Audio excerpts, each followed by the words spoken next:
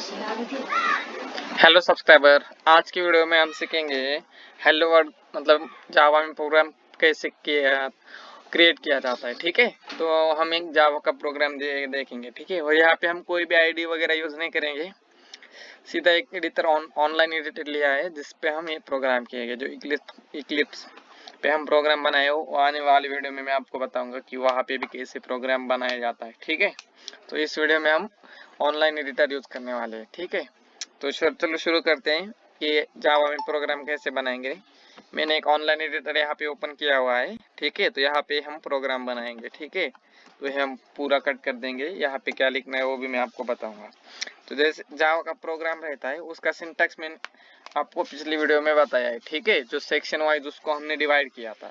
तो अगर आपने वो वीडियो देखा नहीं है अभी तक तो जाके देख सकते हो हमारे चैनल पे। ठीक है, तो चलो शुरू करते हैं। तो क्लास मतलब जब भी हम प्रोग्राम बनाते हैं तब हमको क्या करना पड़ता है, क्लास डिफाइन करना पड़ता है। ठीक है, तो यहाँ पे हम एक क्लास डिफाइन करेंगे। क्लास का नाम रखेंगे क्लास का नाम रखेंगे मेन। ठीक है, जो क्लास रहेगा हमारा उसका नाम मेन रहेगा। और यहाँ पे हम ओपन करली ब्रैकेट और क्लोज करली ब्रैकेट। सो इस ब्लॉक को हम कहेंगे class level class block. Okay, क्योंकि इसके अंदर हम मेथड बनाएंगे, वेरिएबल बनाएंगे, सब कुछ इसके अंदर ही रहेगा हमारा। ठीक है, तो इसके बाद हम यहाँ पे बनाएंगे मेन मेथड। कौन सा मेथड? Main method. तो यहाँ पे लिखेंगे हम पब्लिक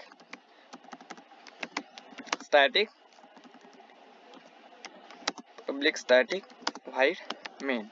ओके, ये अपना मेन मेथड हो गया जहाँ से अपना एक्चुअल एग्जीक्यूशन स्टार्ट होने वाला है। ठीक है, जो भी फ्लो रहेगा वो यहाँ से स्टार्ट होगा, यहाँ से कंट्रोल होगा, उसके बाद जैसे मतलब एंड हो जाएगा यहाँ पे वो एंड हो जाएगा। ठीक है, एक्चुअल एग्जीक्यूशन जो स्टार्ट होता है वो मेन मेथड से होता है। ठीक है, और जो मेन मेथड रहता है वो एक आर्गुमेंट रहता है, लेता है। ओके, स्ट्रिंग एरे का, उसको हम ARGS कहेंगे। ठीक है, यहाँ पे जो पब्लिक आपको दिख रहा है वो एक्सेस मॉडिफायर। ठीक है, सॉरी स्पेसिफिक मॉडिफायर है। उसके बाद ये मॉडिफायर है और ये वाइड एक कीवर्ड है। ओके, मतलब जब भी हमको कोई वैल्यू रिटर्न नहीं करनी है मेथड जब कॉल होगा उस टाइम तो हम वाइड यूज करते हैं। ठीक है, और ये मेन मेथड है, उसका ये आर्गुमेंट है स्ट्रिंग ARGS। ठीक है, और जब भी हमको यूजर को आउटपुट दिखाना है स्क्रीन पे तब हम एक स्टेटमेंट यूज करेंगे, उसका नाम होगा system dot out dot print ln. आप प्रिंट एलन, ठीक है, और उसके अंदर हम मैसेज लिखेंगे। ठीक है, तो हमको क्या मैसेज लिखना है? Hello world. Okay, hello world. तो हम इसको अब रन करके देखेंगे वैसे सक्सेसफुली रन होता है कि नहीं। और जब भी हम स्टेटमेंट लिखते हैं इनसाइड अ ब्लॉक तो उसको हमको सेमीकोलन आखिरी में रहता है, सेमीकोलन देना पड़ता है। इसका मतलब यहाँ पे स्टेटमेंट एंड हो गया है। ठीक है, यहाँ पे ये स्टेटमेंट एंड हो गया है। तो चलो हम इसको एग्जीक्यूट करके देखते हैं। तो यहाँ पे एग्जीक्यूट का बटन दिखा रहा है, हमको कोई भी इनपुट नहीं देना है। ठीक है, यहाँ पे आपको देख रहा है हेलो वर्ल्ड।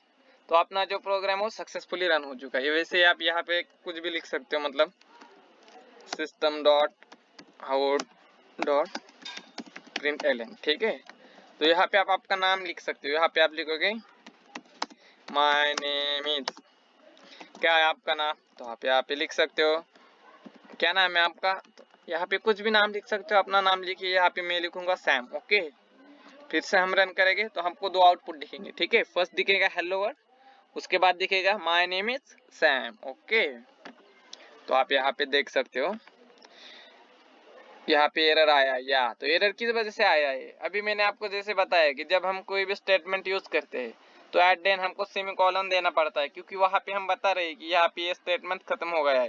तो इसलिए हमने यहाँ पे सेमीकोलन नहीं दिया, इसलिए एरर आ रहा है। तो यहाँ पे देखिए अभी मैंने सेमीकोलन दे दिया है और हम इसको एग्जीक्यूट करेंगे अब। ठीक है, तो अभी देखिए यहाँ पे हमारा आउटपुट क्लियर आ चुका है, hello world my name is Sam. Okay, तो यहाँ पे मैं आपको एक टास्क देने वाला हूँ, आप वो पूरा कीजिए। आपको प्रिंट करना है आपका नाम,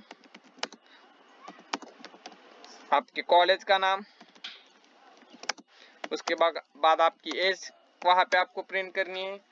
उसके बाद आपको कौन कौन सी लैंग्वेज आता है, या आप क्या कर सकते हो, यहाँ पे नेम लिख दिया, कॉलेज का नाम लिख दिया, एज लिख दिया।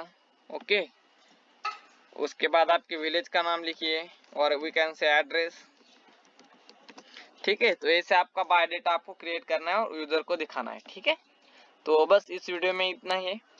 आने वाली वीडियो में हम और भी अच्छे अच्छे कंसेप्ट देखेंगे, तो उसके लिए हमारे चैनल को सब्सक्राइब करके रखिए। ठीक है, और ये वीडियो आपको अच्छा लगा है तो नीचे लाइक का बटन है, उसको भी लाइक का बटन पे क्लिक कर दीजिए और सब्सक्राइब करना ना भूलिए। Thank you for watching this video. मिलते हैं नेक्स्ट वीडियो में।